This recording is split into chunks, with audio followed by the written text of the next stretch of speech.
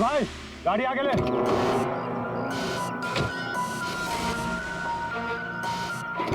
बोला ना तुझसे गाड़ी आगे ले तो आगे ले। अरे भाई कैसे आगे लूं, गाड़ी खराब हो गई ना। प्रॉब्लम बाद में देखना, धक्के मार के आगे लो पहले। बोले आप लोग भी मदद कीजिए। हम क्या मदद करें, तुम जल्दी। इस आदमी को मैं पहचानता हूँ सर, इसका मतलब हमारी इन्फॉर्मेशन एकदम सही है। यानी कि वो रूट नाम का कंप्यूटर हैकर इसी जगह पे होगा। और वो रूट जरूर कोई खतरनाक प्लानिंग कर रहा है सर। चाहे कुछ भी हो जाए उसे जिंदा पकड़ना है, ये जानने के लिए कि उसका मिशन क्या है। और इस मिशन में तुम दोनों साइबर कॉप की आगे भी जरूरत लगेगी। तुम यस सर। यहाँ बाहर गेट पे खड़े रहना। ओके बाहर सर। नजर रखना। चलो।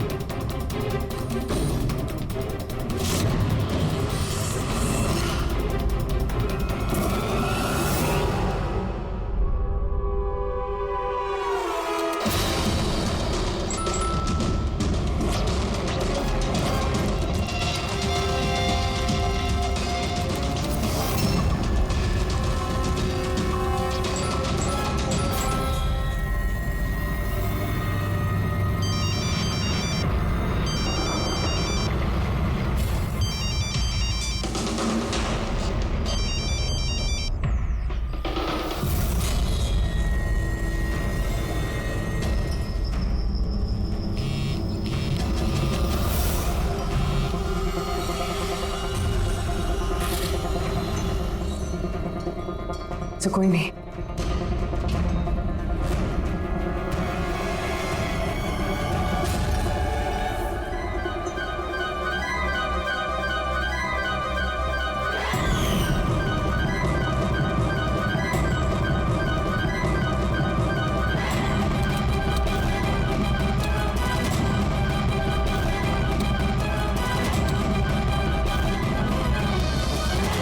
आप रेडी? सर सब जगह देख लिया, यहाँ पे कोई नहीं है। खबर तो गलत नहीं हो सकती, यहीं कहीं होना चाहिए। चलो देखते हैं।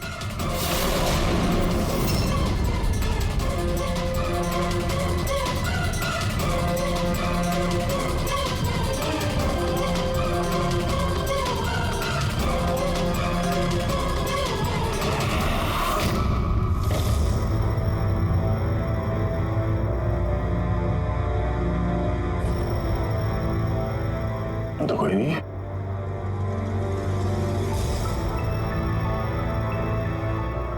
शहर अभी भी गर्म है, लगता है यहाँ पे कोई था अभी। मगर सर एंड मौके पे भाग कैसे निकला? सर हम लोग तो चारों तरफ से बंगले के अंदर घुसे, किसी को बाहर भागते हुए नहीं देखा है। सर हाँ सर ये मॉनिटर देखिए, ये तो घर के आसपास की फुटेज चल रही, कहीं वो हमें देख के भाग तो नहीं गया? हो सकता है, वो ज्यादा दूर नहीं गया होगा। जरा इस जगह को अच्छी तरह से चेक करो, और पूर्वी इस कंप्यूटर को चेक करो, देखो क्या मिलता है। तब तक मैं गेट पे जाके देखता हूँ।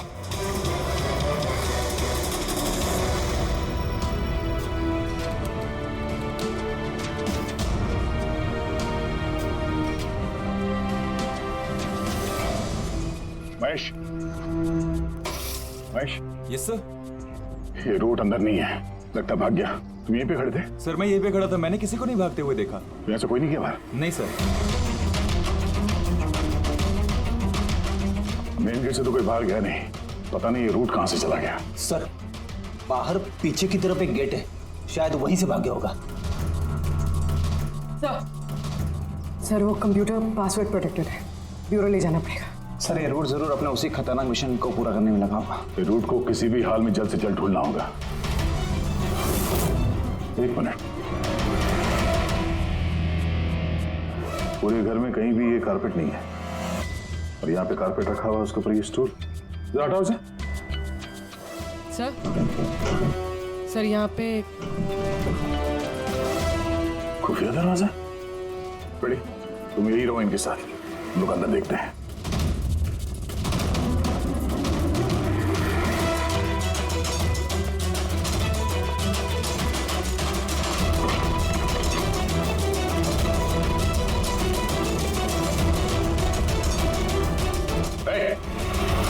अब अगर अपने बचाव में कुछ कहना चाहती हो तो यही वक्त है। मुझे कुछ नहीं कहना, जो भी कहना मेरा वकील कहेगा। सर हमने इस रूट का कंप्यूटर सिस्टम एक्सेस कर लिया है और इंक्रिप्शन में भी सफल हुए हैं। कुछ पता चला? हाँ सर इसने पिछले कुछ दिनों में इंटरनेट पे भयानक वीडियोस पोस्ट किए हैं। डार्क वेब पर sir. Actually dark web internet की एक ऐसी काली जगह होती है सर, जहाँ पर हर मुजरिम अपने गैरकानूनी कामों को एक टेक्नोलॉजी की मदद से अंजाम देता है, जैसे हथियारों की तस्करी हो, किडनी की चोरी या फिर किसी को मारने की सुपारी। सर ऐसा कोई भी काम नहीं है जो इस साइट पर नहीं होता है। समझ में ये बात नहीं आती, जब सब कुछ इतने खुले में होता है, सबको पता है, तो इसे रोकने के लिए हम कुछ करते क्यों नहीं? सर ये इतना आसान नहीं है। एक्चुअली इस साइट पर जाने के लिए आपको एक कंप्यूटर सॉफ्टवेयर की जरूरत होती है, जो चुनिंदा हाई प्रोफाइल मुजरिमों के पास ही होता है। जैसे कि ये रूट। Yes sir. और सर जैसे कि हमें पता है कि इस डार्क वेब पे IP एड्रेस और यूजर ID ये दोनों गुप्त रहते हैं। जरा दिखा कौन सा वीडियो डालने इस रूट ने।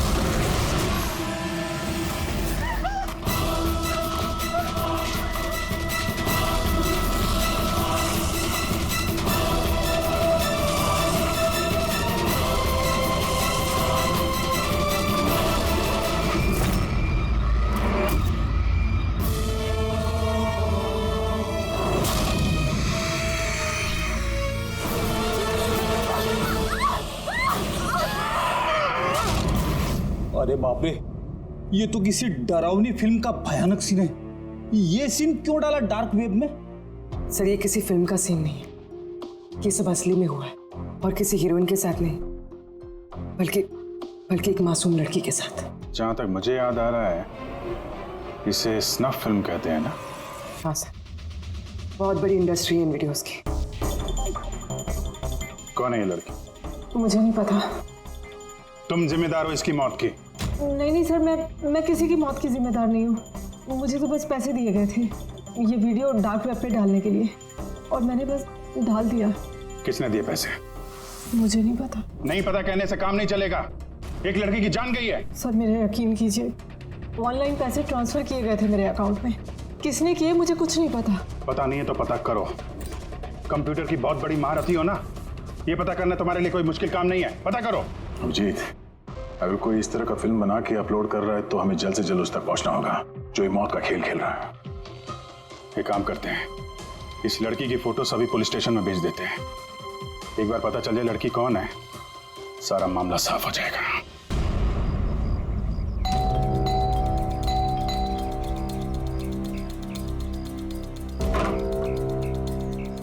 जी कहिए, किससे मिलना है?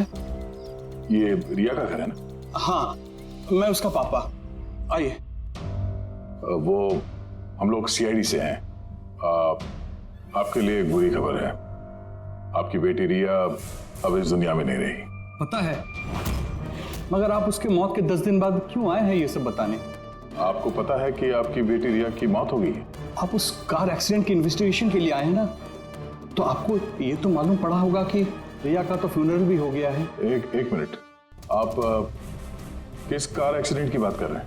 वही जिसमें हमारी रिया चल बसी है। शेयर टैक्सी में वो पुणे जा रही थी। नहीं, रिया की मौत कार एक्सीडेंट में नहीं हुआ है। ये क्या कह रहे हैं आप? एक मिनट, ये रिया है। हाँ, ये रिया ही है। एक्सीडेंट वाले दिन उसने यही कपड़े पहने थे। एक मिनट, सॉरी बाबू, लगता है कुछ कंफ्यूजन है। आप जरा बताइए कि आपकी बेटी रिया का कार एक्सीडेंट कैसे हुआ था? शेयर टैक्सी में वो पुणे जा रही थी, 7 और लोग भी थे उसके साथ। तो रास्ते में उसकी गाड़ी का बड़ा भयानक एक्सीडेंट हो गया। पूरी कार आग की लपटों में झुलस गई। मरने वालों के तो चेहरे तक पहचान में नहीं आ रहे थे। तो आप लोगों ने रिया को कैसे पहचाना? उसके सामान के जरिए बस हमसे पहचान पाए। आपने ये नहीं बताया कि ये फोटो कब की है? वैसे हम लोगों को भी पता नहीं कि ये फोटो कब की है, पर पता चलते ही हम आप लोगों को बता देंगे। लगता है रिया का ये एक्सीडेंट सिर्फ एक दिखावा था, उसकी मौत की असली वजह को छुपाने के लिए। सर, अगर रिया का कार एक्सीडेंट एक दिखावा था, तो वो बाकी के 7 लोग जो उसके साथ गाड़ी में थे, कहीं वो भी रिया की तरह ही तो नहीं मारे गए? हो सकता है। सबके परिवार वालों से मिलना पड़ेगा। किस्मत अच्छी थी हमारी कि जो 7 लोग एक्सीडेंट में मारे गए थे, उनमें से एक का अंतिम संस्कार नहीं हुआ था। देखते हैं डॉक्टर सालों के इस लाश से क्या सुराग निकाल पाते हैं। वैसे भी लाशें इतनी बुरी तरह से जल गई हैं कि चेहरा पहचान पाना मुश्किल है। भाई, तुम लोगों का शक एकदम सही था। ये लाश टोनी की नहीं।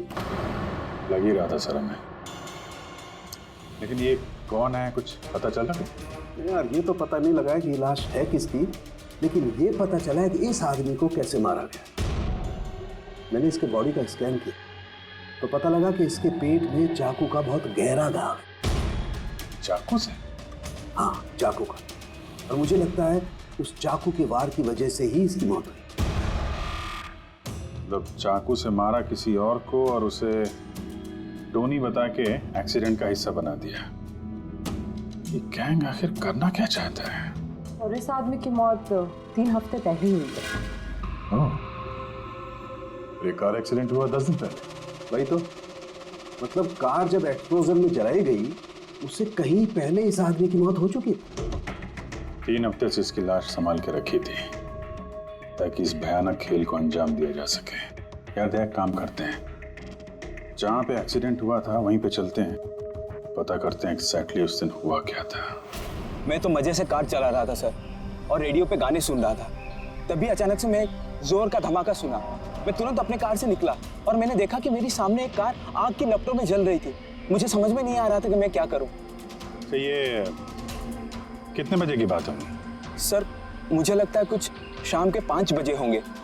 है? ये कैसे हो सकता है? सर, एक सेकंड। सर, ये टोल नाके की फुटेज देखिए सर। यहाँ पे तो गाड़ी 3:30 बजे क्रॉस हुई थी। फिर ये जगह वहां से 20 किलोमीटर दूर ही है सर। तो 20 किलोमीटर का सफर तय करने में 1.5 घंटे तो नहीं लगने चाहिए। रास्ते में कोई ढाबा होटल भी नहीं है, कोई चाय वाय के लिए रुक जाए जहाँ पे। एग्जैक्टली। तो उस हिसाब से गाड़ी को यहाँ पे 4 बजे पहुंच जाना चाहिए था, मगर यहाँ पे एक्सीडेंट हुआ 5 बजे। इसका मतलब है ये जुर्म इस 1 घंटे में ही हुआ है। तो गाड़ी को उस समय कहीं ले जाया गया और उन सबको उतार के उसमें 7 लाशें रख दी गई। और उसके बाद गाड़ी को यहाँ पे लाके ब्लास्ट करवा दिया। सब प्लान था। सर, लगता है इन सब लोगों को वहीं लेके गए हैं जहाँ पर रिया को लेके गए थे, वो स्नफ फिल्म बनाने के लिए। जगह जल्द से जल्द ढूंढनी होगी यार। पुलवी ने SMS भेजा तो किसी पेड़ की फोटो है।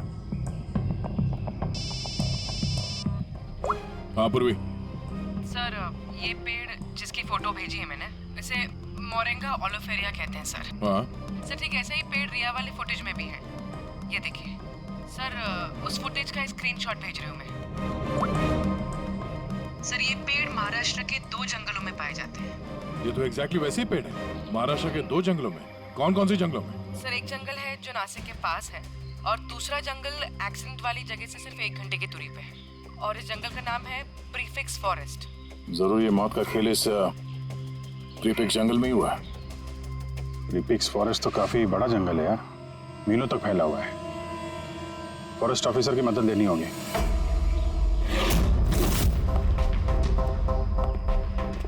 इस जंगल में ये सब हो रहा है, यकीन नहीं होता। क्या आपकी इन्फॉर्मेशन पक्की है ऑफिसर? पक्की नहीं होती तो यहाँ तक आते नहीं हम लोग। आप बताइए कुछ हाल फिलहाल में ऐसी कोई घटना आप लोगों ने कुछ सुनी हो, कुछ देखी हो, जंगल के अंदर कुछ हुआ हो? बिल्कुल नहीं, और अगर ऐसा कुछ होता तो हम जरूर उस पर ध्यान देते। चलो कोई नहीं, फिर भी अपनी तसल्ली के लिए एक बार हम जंगल देखना चाहेंगे। श्योर। वैसे सर आप लोग पूरा जंगल देखना चाहेंगे? क्योंकि मीलों तक फैला हुआ है ये, इसमें काफी वक्त लग सकता है। नहीं नहीं, हम पूरा जंगल नहीं देखेंगे। हमें जंगल का वो हिस्सा दिखाइए जहाँ पे कोई आता जाता नहीं है, क्योंकि अक्सर सुनसान इलाकों में ही जुर्म पनपता है। Okay officers. विनोद, मेघना, इन्हें जंगल के उन इलाकों की दिखाने की जिम्मेदारी आपकी है। ओके? जी सर। Yes sir. सर एक सेकेंड। सर ये देखिए, सर ये जंगल का सबसे घना और सुनसान इलाका है। मेरी समझ से हमें यहीं से शुरू करना चाहिए। ठीक है, देखते हैं।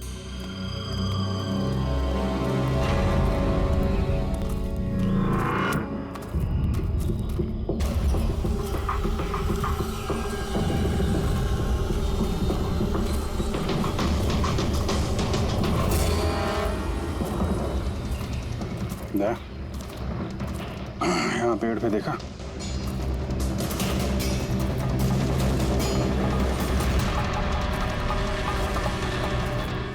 छोटा सा कैमरा। मतलब हम लोग सही जगह पे आ गए हैं। यही वो जगह है जहाँ पे वो फिल्म बनाई जा रही है। कैमरा ऊपर भी है, उस तरफ पैंड है।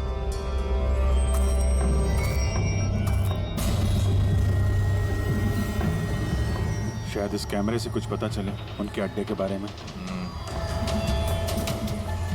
नहीं अभिजीत, ये तो हाई एंड वायरलेस कैमरा है।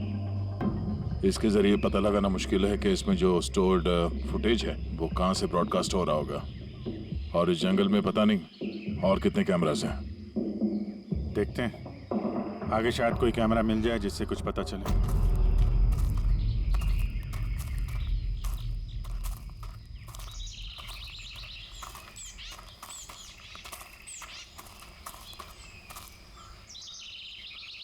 सर सही निशान देखिए, मुझे लगता है हमसे पहले यहाँ कोई आया है। हम लोग सही डायरेक्शन में जा रहे हैं।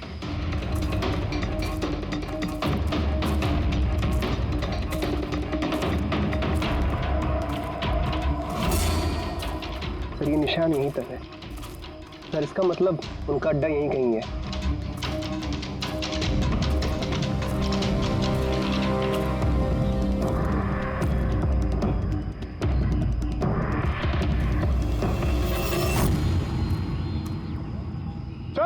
सर जल्दी आइए। एक मिनट सर, एक सेकंड। घबराओ मत, हम लोग सीआईडी से हैं। उठो उठो। सर आप लोग सीआईडी से, मुझे बचा लीजिए सर।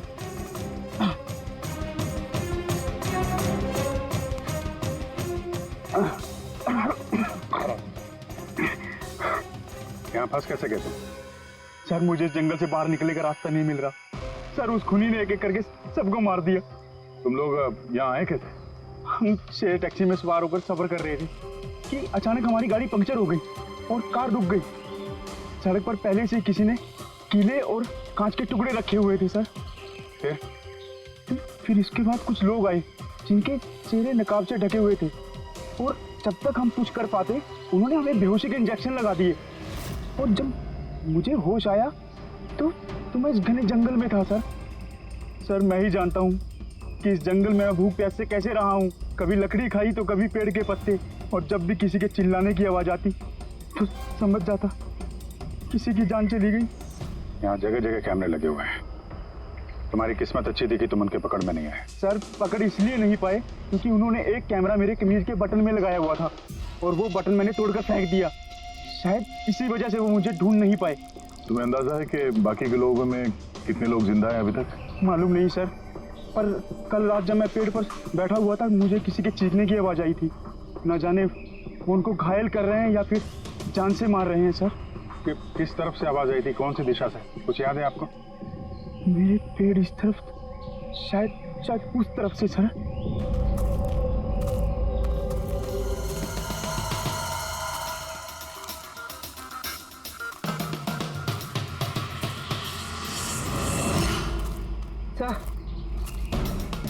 खून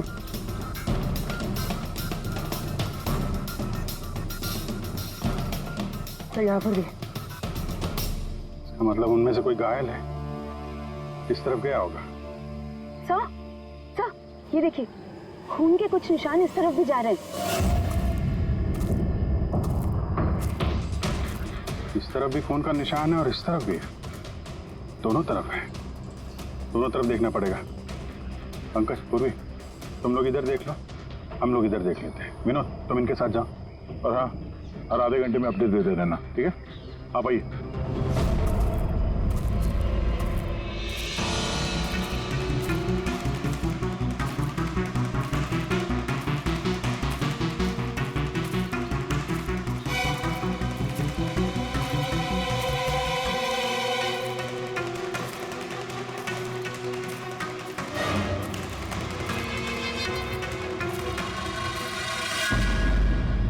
एक मिनट, वो क्या है?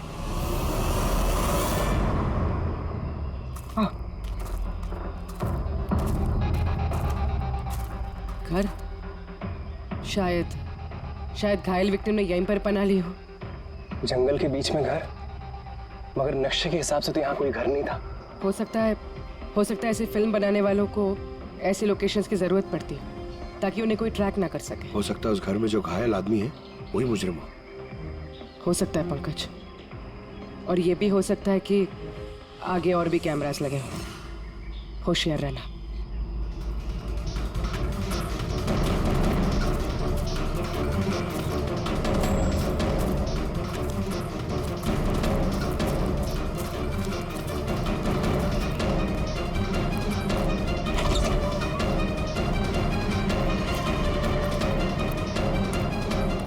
पंकज, टॉर्च।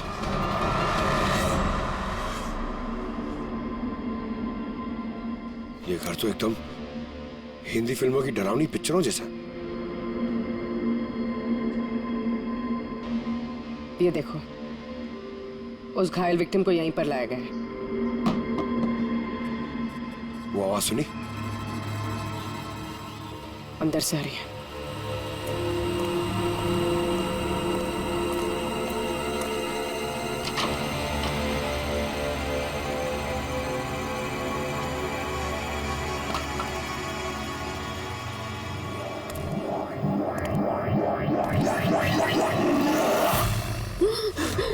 नहीं, छोड़ दो मुझे जाने। बाहर आओ। मेरे पास मत आना, मैंने कुछ नहीं किया। देखो, हम लोग CID से हैं, घबराओ मत। आओ, कुछ नहीं होगा तुम्हें। आजा।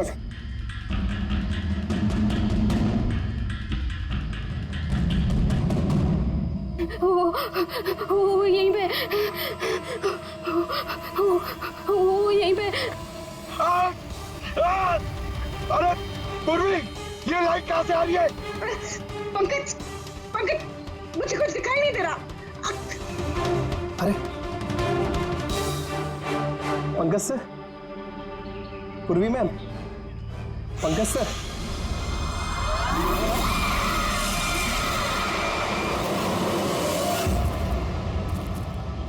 सर, खून के निशान तो यहाँ के खत्म हो गए।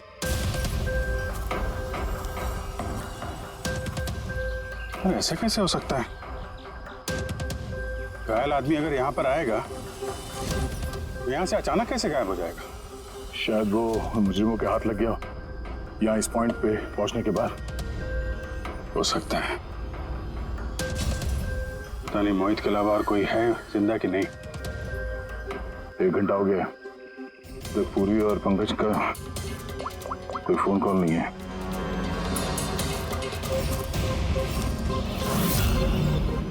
पूरी फोन उठा नहीं रही है। पंकज देखता हूँ। पंकज भी फोन नहीं उठा रहा है। अरे यार किसी मुसीबत में नहीं है दोनों। चलो चल के देखते हैं। चलो। यहाँ पे खून इस तरफ गए थे।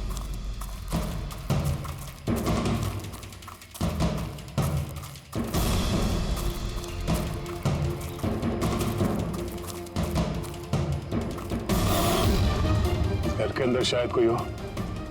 अंदर जाके देखता हूँ। ठीक है, तब तक मैं यहाँ बाहर देखता हूँ।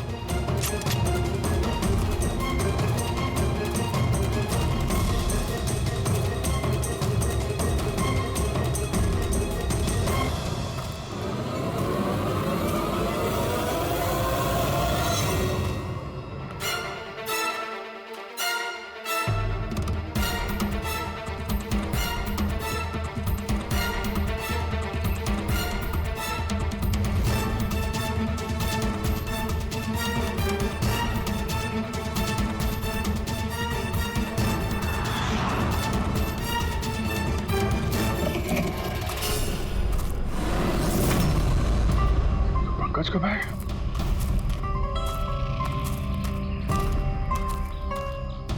पंकज?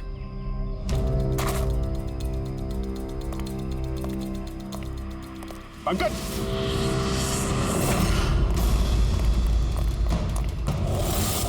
पंकज? पंकज? पंकज? कैसे हो? उठो, उठो, सर, उठो। क्या हुआ? हाँ? सर वहाँ पे वो घर में गए थे सर। वहाँ पे एक लड़की थी सर। हाँ। सर बात ही कर रहे थे सर। पता नहीं एकदम से इतनी रोशनी आई सर कि कुछ दिखने नहीं, कुछ समझ में नहीं आ रहा था। वो घर से जैसे जैसे मैं निकला बाहर शायद यहाँ गिर गया सर। पता नहीं कुछ समझ में नहीं आ रहा सर, एकदम चक्कर आ रहा है। और पूर्वी, विनोद, वो कहाँ है? सर वो लोग पता नहीं सर, अंदर थे, बाहर निकले पता नहीं सर। Oh no. क्या हुआ क्या तुम्हें? ये ठीक है। पूर्वी और विनोद मिले? नहीं, उस घर के अंदर तो कोई भी नहीं। ओह गॉड, उन्हें कहीं कुछ हो ना गया हो।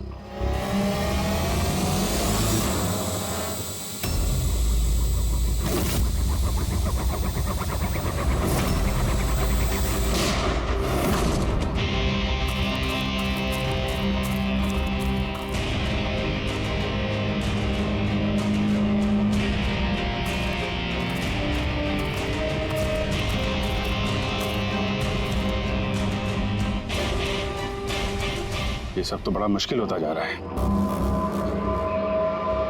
हमें वापस जाना होगा। चलो। क्या मतलब? एक हो गया। हमें ये नहीं मालूम है कि अपराधियों की तादाद कितनी है, कितने कैमरे लगा रखे हैं यहाँ पे, कितने हथियार हैं उनके पास। ऊपर से हम पे हर वक्त नजर रखे हुए हैं। अभी फिलहाल हम उनसे मुकाबला करने की तैयारी में नहीं है। और पूर्वी, उसे यहाँ पे अकेला छोड़ के चले जाएंगे हम?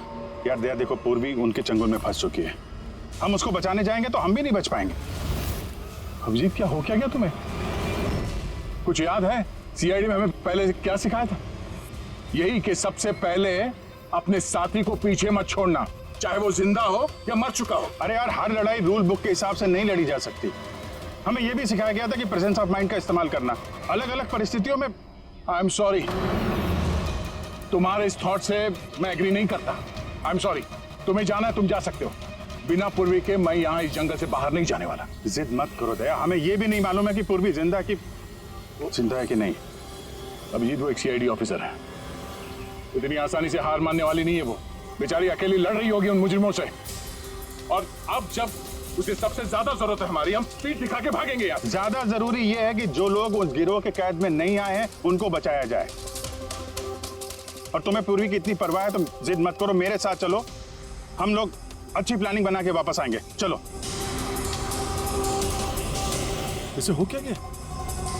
सर अभी ऐसे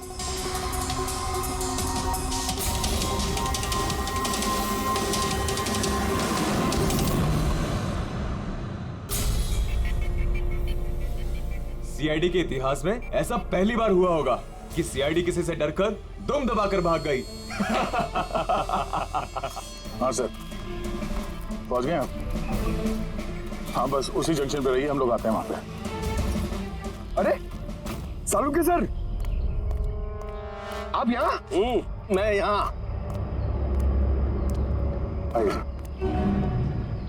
अरे अरे तुम्हें क्या लगा हम लोग पूर्वी को ऐसे ही छोड़ देंगे जंगल में मरने के लिए? हैं? तो आपका और दया सर का झगड़ा झूठा था। जब अभिजीत ने वहां पे कैमरा देखा तो उसने मुझे इशारा किया।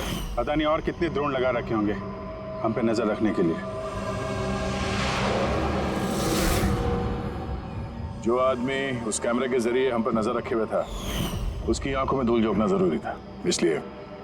अब वो लोग ये सोच के बैठे होंगे कि हम लोग जंगल से निकल गए, थोड़े रिलैक्स भी हो जाएंगे। यही मौका है हम पे हमला करने का। अभिजीत, ये लो, ये तुमने मंगाया था। ये क्या डिवाइस है सर? ये जैमर है पंकज।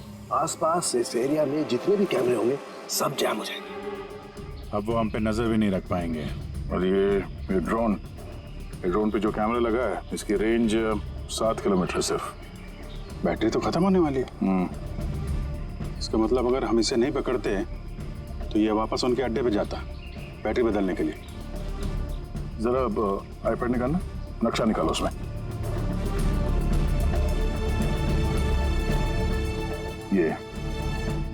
ये वो जगह है जहाँ पे हमें ये ड्रोन मिला था। और इसके पास ही वो बंगलो है। लगता है यही होगा मुजरिम का ठिकाना। तो चलते हैं, चल के आज़ाद कराते हैं पूर्वी और बाकी जो जिंदा बचे हुए लोग हैं उनको। चलो। नहीं सर, आप मेघना और मोहित आप लोग यहीं पे रुकिए, हम लोग देखते हैं।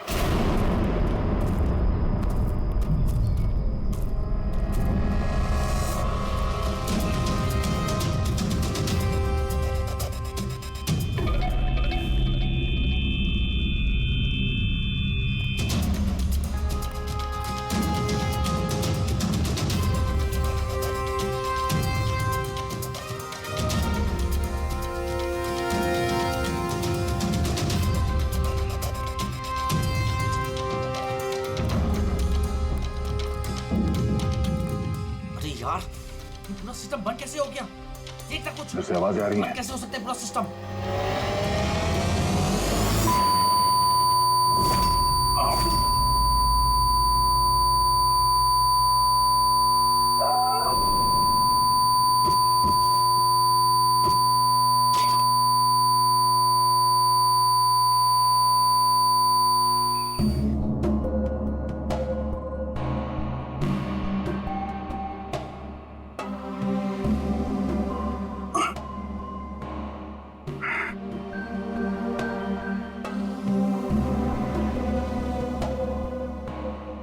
पंकज,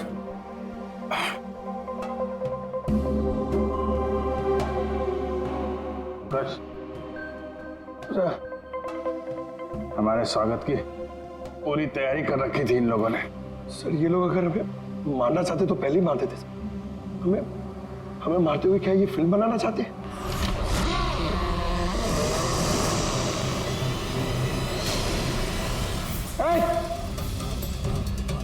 सच जाओ, सच मैं हूं पंकज। पूर्वी,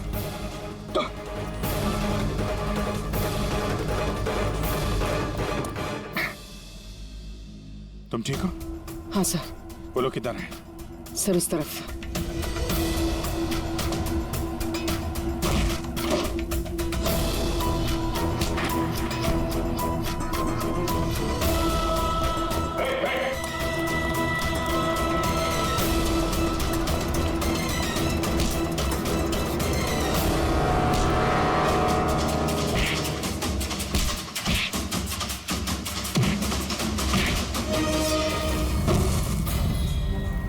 सर चल चल।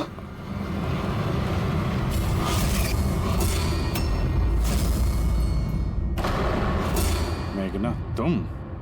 वाह, हमें तो लग रहा था कि हम मुजरिमों की आंखों में धूल झोंक रहे हैं। अब किसे पता था कि हम मुजरिम को अपने साथ ही लेके घूम रहे हैं। आप लोग यहाँ कैसे? किसने छुड़ाया आप लोगों को? सीआईडी को कैद करना इतना आसान नहीं। मौका देखते ही मैंने वो खिड़की तोड़ी और वहां से बाहर निकल गई।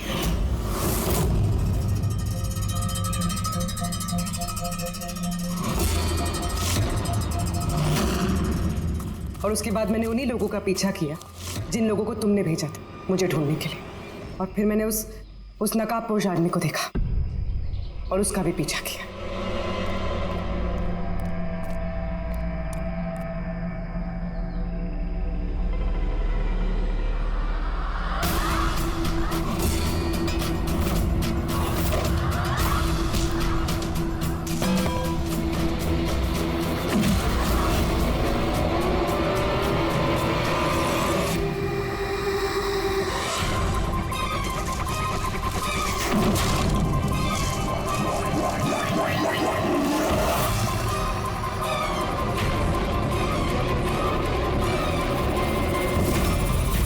कुछ देर बाद जब मुझे होश आया तो मैंने देखा कि मगर इससे पहले कि मैं बाकी ऑफिसर्स तक पहुंच पाती, तुम्हारी उस सोनिक बूम वाली आवाज ने इन्हें बेहोश कर दिया था। वो तो मेरी किस्मत अच्छी थी कि मैं दूर थी और उस आवाज का मुझ पर कोई असर नहीं हुआ। और फिर मैंने सोचा कि क्यों ना उस नकाब को ही मैं अपना हथियार बना लूं। जिस बेरहमी से तुमने लोगों की जान ली है, तुम तो औरत कहलाने के लायक भी नहीं हो। अब ये बताओ, तुमने ये सब किस लिए किया? ये सब मैंने पैसों के लिए किया है सर। जितने पैसे मुझे इस काम के लिए मिल रहे थे ना, उतना तो मुझे अपनी जॉब में 5 साल में भी नहीं मिलता। और वैसे भी क्या फर्क पड़ता है, रोज इतने लोग मरते हैं, अगर 2-4 और मर गए तो क्या हुआ? तुम्हें शायद मालूम नहीं है कि तुम कितनी बीमार हो। बाकी लोग कहाँ हैं जो तुम्हारे साथ में थे? मैंने किसी को कोई नुकसान नहीं पहुंचाया सर, इतनी भी बुरी नहीं हूं मैं। और वैसे भी मैंने कोई भी खून अपने हाथों से नहीं करा है। मुझे तो एक औरत ने करोड़पति बनने का ऑफर दिया था जो मैंने एक्सेप्ट कर लिया। कौन औरत? बहुत अजीब सा नाम था उसका।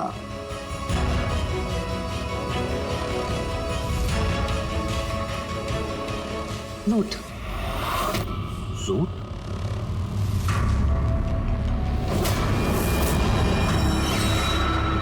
तो रूट है इस सब के पीछे मास्टरमाइंड। अब उसने ऐसा क्यों किया, उसका जवाब तो अब वही देगी। तो जहां तक तुम्हारा सवाल है, कानून तुम्हें कड़ी से कड़ी सजा देगा।